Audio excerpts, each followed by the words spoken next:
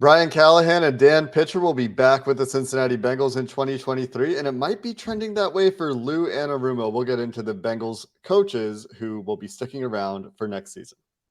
You are Locked On Bengals, your daily Cincinnati Bengals podcast, part of the Locked On Podcast Network, your team every day.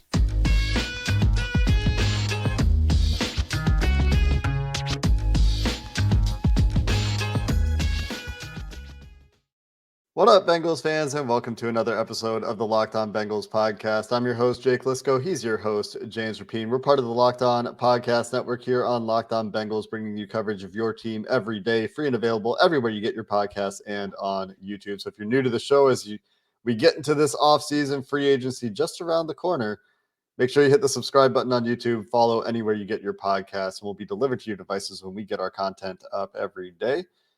Today's episode is sponsored by BetterHelp, not a crisis line, not self-help. It's professional therapy done securely online, available to people worldwide. And they have a special offer right now for Locked On Bengals listeners. You'll get 10% off your first month at betterhelp.com/lockedon.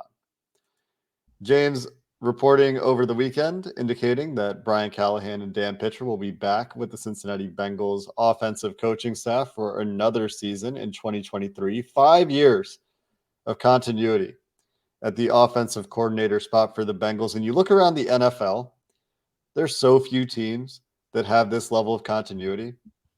There was Dallas with Kellen Moore. He was also hired in 2019. Eric Bieniemy has been with Andy Reid in Kansas City since 2018, and Pete Carmichael has been in New Orleans since 2009.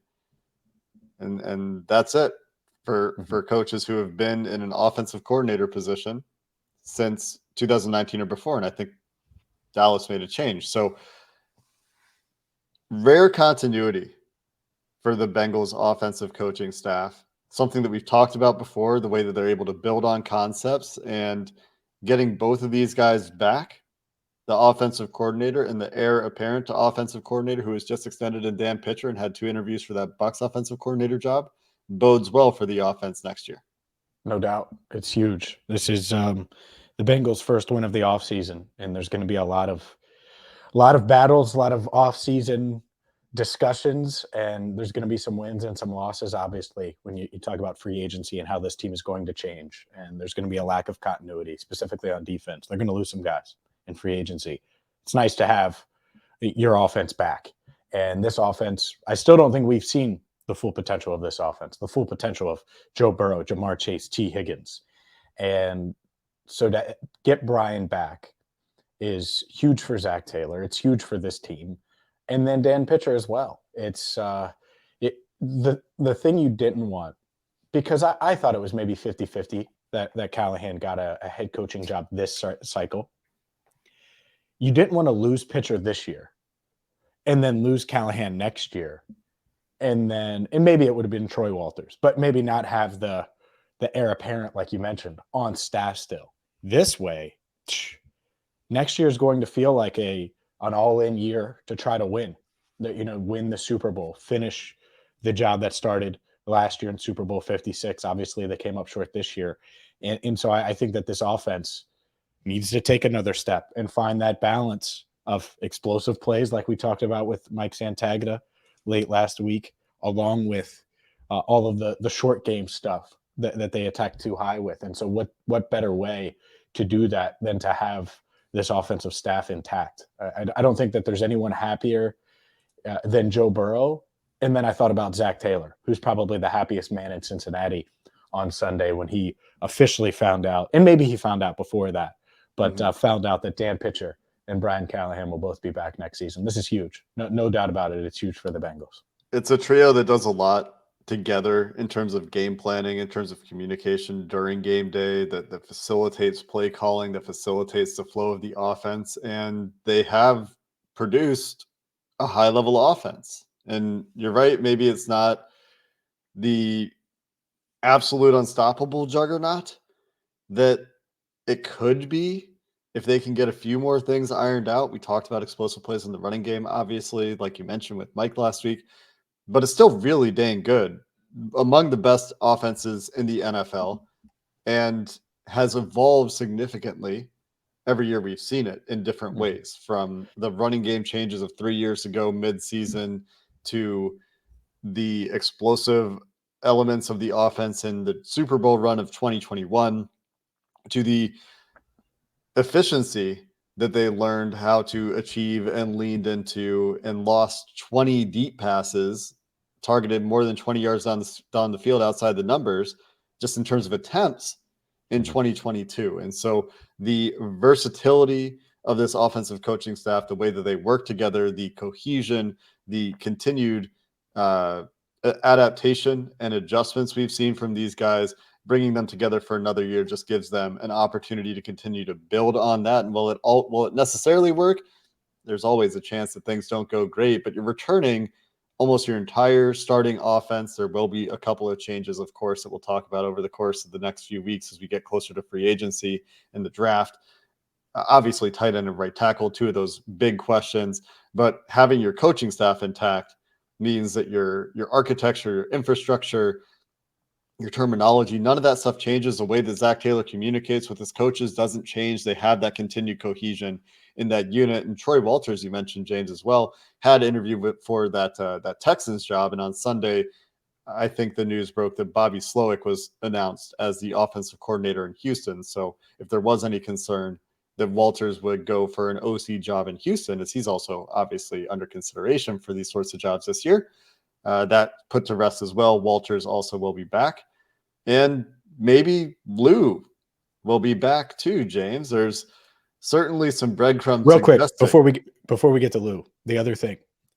Lou, regardless if he's back or not, this defense is going to look different. I think they could be worse, right? We'll see. Maybe they're not. Maybe they find another pass rusher in the draft. Maybe it's different. But you lose Jermaine Pratt potentially. You're going to lose Bates.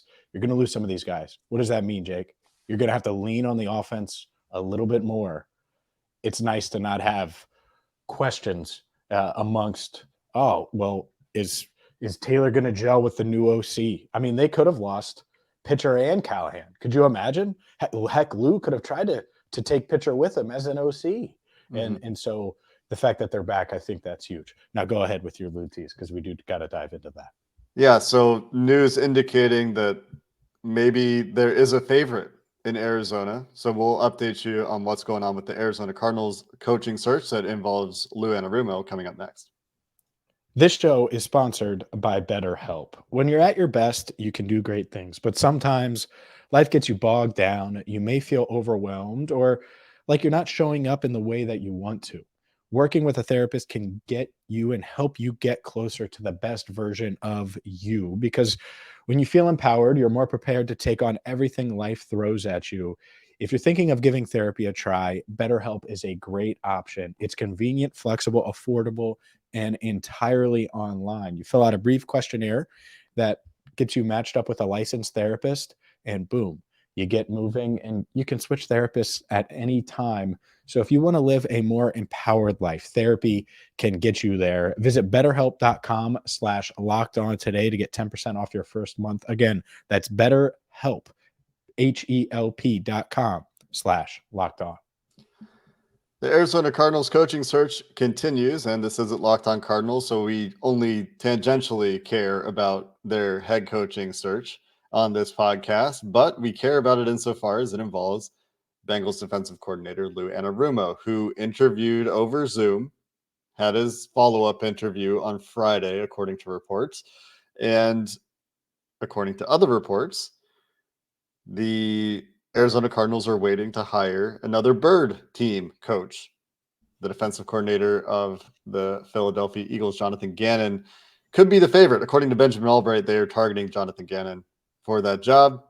I don't know if they've interviewed him yet, but they will after the Super Bowl. And seems to be, according to Albright, who is often right about these sorts of things, the direction they're headed. Yeah, they haven't interviewed him because their GM got the job and took the job after the window to interview him had passed. And there's a relationship there. And so it's easy to connect the dots, why they've waited so long, why they've put their search on hold over the weekend and came out and said it, which is just so weird. After Anarumo interviewed on Friday via Zoom, which again, so weird that would be the case. if you're the Cardinals. If, he's one of the finalists, and obviously he is. So, hopefully Gannon gets the job.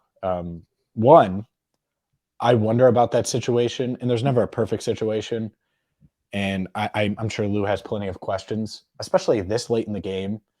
And if you're going to lose a defensive coordinator or lose one of these coordinators to a head coaching job, you want to go see them have success at their next stop. And I think it's going to be tough. It would be tough for Lou at this stage to do that. So we'll see if it goes to Gannon. But if so, it would just be another huge win for this Bengals team facing a bunch of offseason questions. And I wasn't trying to be mean about the defense, it potentially being worse, but losing Jermaine Pratt, potentially losing Jesse Bates, which is more than potentially. I feel like it's already written, even though it's not.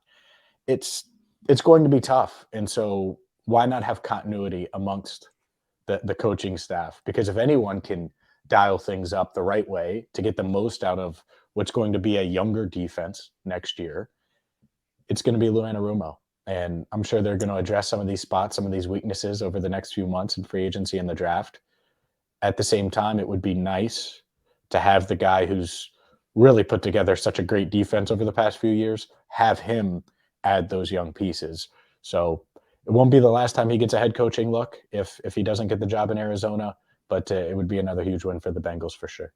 And just to put it into perspective, like we did on the offensive side of the ball, the only defensive coordinators in the NFL longer tenured or equally tenured as Lou Anarumo at this point, Leslie Frazier in Buffalo since 2017 and Steve Spagnuolo in Kansas City since 2019. The only other teams that have had coordinators as long as the Bengals have had their coordinators, it's really just the Chiefs who are trying to start a dynasty, right? That the Bengals will obviously contest, trying to win their second Super Bowl in a short period of time here as they have hosted 5 straight AFC Championship games. So that continuity does matter, obviously. And when you have the kind of defense the Bengals have, where cohesion, I've used that word a lot today, communication in the secondary especially, and the ability to play as a unit, which you've heard Travis Kelce talk about. I know many of you are probably sick of Travis Kelce right now, but, he doesn't want the city of Cincinnati to disown him entirely. But he's talked about, those guys play together as a unit so well. Everyone knows where they need to be, trusts that their teammates are going to be where they need to be, and everyone will do their job as prescribed by the play. They're very versatile, of course, as we've discussed, the ability to be very multiple on defense, the track record against top quarterbacks in the NFL. People like Robert Mays saying that their favorite defenses to watch in the NFL were, the 49ers this year, the Cowboys with their pass rush this year, and the Cincinnati Bengals, who don't have that Nick Bosa, that Micah Parsons making their defense go. It's really an entire unit. And I know Trey Hendrickson and DJ Reader and BJ Hill and Sam Hubbard are great up front, but it's really that entire unit, the way that it's put together, the way that it's coached, that is so important for this team. And when you have some turnover, like you said, James, having the guy that puts it all together, who can teach it in such a way that these players understand what their jobs are and can build that trust and can understand what the entire defense is trying to accomplish, that should really ease the transition, right? We saw this team overcome injuries multiple times last year where guys had to step up and step into roles. And that's kind of what happens when you have turnover year over year on a more ongoing basis. So helping to bring in the right players, like you mentioned, in free agency and the draft, and helping to sculpt that defense and continue to make sure that continuity and that cohesion, which I'm going to stop saying at some point, continues to exist. Having Lou Anarumo back for that would be excellent. It gives Zac Taylor another year to get his ducks in a row when it comes to replacing all of these guys. And this is a Brian Callahan, Dan Pitcher, also Lou Anarumo, of course, conversation. And we'll see. It's not certain as we record this, and we're certainly not trying to jinx it when it comes to Lou. But I don't think there was an obvious candidate on staff for that defensive coordinator job. So not only will it give him another year to see how that entire staff evolves, but it also gives you a chance to continue to put out feelers and build relationships throughout the league and really think about, okay, not that he wouldn't have had a list anyway. He better, right? But that list can evolve and you can just gather more information, because at some point, this cohesion that you're talking about, that is now contagious that I'm talking about, it's going to go. It's when, not if, for Brian Callahan. Lou, it's a little tougher because he's an older defensive coordinator. I still think he ultimately ends up with a head coaching job at some point if he continues to coach at this level and continue to get a ton out of this Bengals defense, like you mentioned. And so Zach has to be prepared for that. And so it's going to suck when they leave, if Lou leaves, but having another year to evaluate your staff and look elsewhere and just keep it in the back of your mind, I think that's a huge benefit for Zac Taylor, and something that he will not take for granted for sure. Yeah, it's something that he hasn't really had to deal with yet. A new frontier, as it were, for Zac Taylor in his head coaching career is replacing coordinators. He hasn't had to do it yet. And, they've obviously replaced some positional assistants in his time, and those moves have generally gone well. But having more time to evaluate, especially those in-house options, like you said, James, is a great point. And the other thing that always comes to mind when we talk about Lou Anarumo is what a glow up he has had over the last couple of years. I mean, going from after that second year of the Zac Taylor tenure, like, oh, if they're going to fire an assistant, it's probably going to be Lou, to, well, it's a good thing they're not losing. Hopefully not losing Lou to a head coaching job, given the defensive turnover they have and just the incredible run he's had against top level quarterbacks the last couple of years. Really complimentary football being played between these units. And you got to think these coaches have a lot to do with it. James, as we're recording this episode, it's Sunday morning for me. Super Bowl's in a few hours. I wasn't even going to watch it this year. I'm curious about what our listeners are doing. The Super Bowl is such an American institution, such an institution for football fans in general. Let's talk about our attitudes and how they've changed for the Super Bowl to finish the show on this Super Bowl Sunday as we record. Today's show is brought to you by FanDuel. Yeah, we're recording right before Super Bowl 57, but the midway point of the NBA season, well, it's here. The trade deadline has come and gone, and a lot of moves, right? And the place to wager on all things NBA is FanDuel. You can download FanDuel, America's #1 sportsbook, and their app, because new customers get a no-sweat first bet up to $1,000. That's bonus bets back if your first bet doesn't win. And different wagers include money line. So who's going to win straight up? You obviously can go with different prop bets of how many points LeBron's going to score, or Giannis, or Steph Curry when he comes back. Plenty of different options. And it's not just points, rebounds, assists, etc., and so many more exclusive bets. So check out FanDuel and don't miss your chance on the no sweat first bet up to $1,000 in bonus bets when you go to FanDuel.com/lockedon. That's FanDuel.com/lockedon to learn more. Make every moment more with FanDuel, an official sports betting partner of the NBA. Man, we were at the Super Bowl this time last year. Mm-hmm. Yep. Obviously, we're both at home today. Yep. But what a difference it makes when the team that you cover, and for me, the team that you grew up rooting for and following, suddenly makes it to a Super Bowl, and then the next year they lose in the AFC Championship game. For both of us there. Yeah, it's weird. Though, in the part of it that's as weird as anything is the expectations. Mm-hmm. Like a couple of years ago, let's just time back to when we were talking, probably 2 years ago. Lou Anarumo, hot seat, not. Will they move on? Will they not? At this stage, we probably, we knew that they were keeping Lou. But after that season ended, 625-1 over 2 years, the defense couldn't stop a cold, couldn't stop a nosebleed. It was like, all right, well, let's watch the Super Bowl. And I was in it. I was into it, right? It was just, you just never expected the Bengals to get there. But now that the expectations are that, especially getting as close as they did 2 weeks ago, it's weird.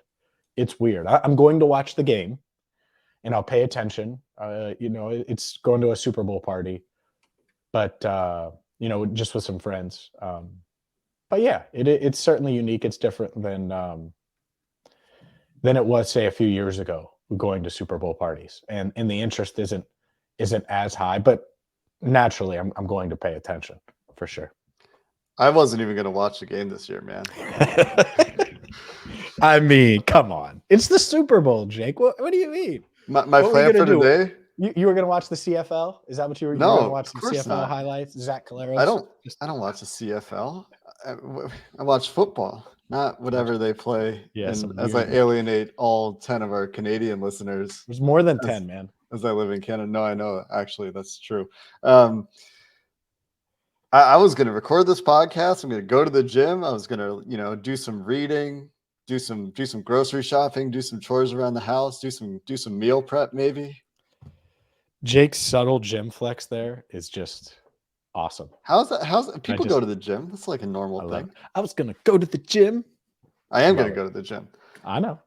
But it's such a social thing. That's right? one of the themes of this offseason. Jake Six-Pack is what you're going to be called during training camp, just so you know. That's just a matter of body fat, right? That's my understanding of how six-packs work. It's part of it. It's not the only thing. You need, big part of it. You still need muscle, Jake. What you going to get? You going to get that. Yeah. The point is that I was trying to make is it's such a social thing, Six-pack Jake. Okay. Are we done? You good? Keep going, man. You don't have to stop. Just going to interrupt me again? Yeah. It's distracting. It's great six-pack. Some might think we're talking about beer. We won't be. We'll be talking about abs, man. Shredded. At this point, I think we are. Social thing, some friends are having people over for the Super Bowl. So I might go watch the second half, get some Super Bowl snacks. That might be my plan. Second half? Yeah. Come on, dude. Show up on time. What? I'm good. I'm going to do some other things with my life today. I mean, so think about this from a Bengals perspective, from this podcast perspective. What we used to watch the Super Bowl for was like, what can the Bengals steal from these Super Bowl teams? That used to be my perspective, is how can the Bengals take lessons from these Super Bowl teams and apply them to themselves to get better? Get a better quarterback. That's what the issue was. but it's also been stuff about like team building and front office construction and use of analytics and stuff like that. And now, well, some of those criticisms you can still make about the size of the front office, for example. Hard to argue with their results the last few years, although this has been a roller coaster ride for the Bengals throughout Duke Tobin's tenure at times. We talked about it with Joe last week when Joe Goodberry joined us to talk about the needs for the Bengals this year. I don't really have that motivation. Like, sure, there are little things that you would look for in the Eagles and in the Chiefs and say, okay, what can the Bengals learn from these teams? And I think everyone in the NFL looks at Super Bowl teams and tries to steal things, see what's happening to the Eagles coaching staff right now, for an example of that. And that motivation isn't there for me as much. It's just, it goes back to expectations, James. Like you said, it's disappointing that the Bengals aren't there, given how close they were. And there's something about watching the team that beat them, for me, that's just not very interesting. But from 6-25-1 to the last 2 years, what a turnaround it has been, how it has changed our expectations, how it has changed the way that I interact with the Super Bowl, and to a lesser extent, the way you interact with the Super Bowl is pretty remarkable. Yeah. Oh, it's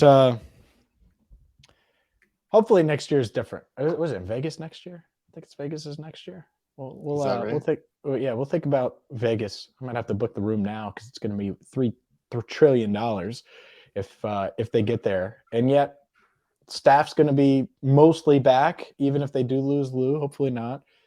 Bengals are going to have a good shot. So let's regroup. We'll have another post Super Bowl show on Monday evening dropping, and let's let you, if I could get it out, get to the gym so you can work on that six-pack, Jake. Yeah, it's time to transition fully to off season. I mean, we've been doing it anyway, but there's no more football to be played after this podcast drops, probably before this podcast for a lot of you have listened to it. And that means we got to get into the draft a little bit, James, which I am not prepared for. We got to get into some free agency targets, as we discussed with Andre last week. So if you missed that, go check out last week. We have like a full slate of offseason needs, how the Bengals can improve on offense and defense, the cap situation, the Joe Burrow extension, the T. Higgins extension, all of that stuff with Andre Parada, with Joe Goodberry, with Mike Santagata last week. But yeah, we got to get into this draft, get into this free agent class. And when does free agent? I mean, this is soon. March, like a month. Got like a month. We're at that point where we got the short off season ahead of us. Getting to the AFC Championship still shortens that off season for sure. Anyway, that's going to do it for this episode of the Locked On Bengals podcast. Like I said, we're still 5 days a week right now here on the Locked On Podcast Network. So we'll talk to you soon. Thanks for listening. Hoo day, and have a good one.